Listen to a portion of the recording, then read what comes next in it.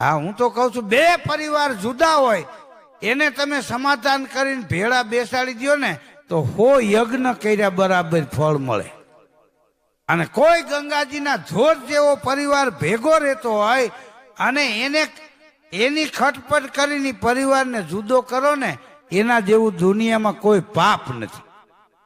આ ભેળું કરીને ખાવા કરતા ભેળા બેસીને ખાવાની મજા.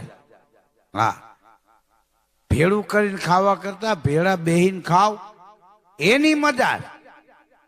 હા, બાકી ભેગા પડ્યા ભાણાય ભભળે ને. આપણે કહીએ છીએ ને કુટુંબ કબીલા મજામાં. દાદા ટાઈમે સગા સ્નેહી મળે પૂછી કુટુંબ કબીલા મજામાં. કુટુંબ તો બરોબર કાકા ને ભાઈઓ ને આ કુટુંબ કહેવાય. કબીલા કોને કહેવાય બોલો? આ કબીલા એને કહેવાય વડીલ એમ કે વાં જાતા નહીં તે ન્યા હવારમાં જઈને ઉભા હોય એને કબીલા કહેવાય. અને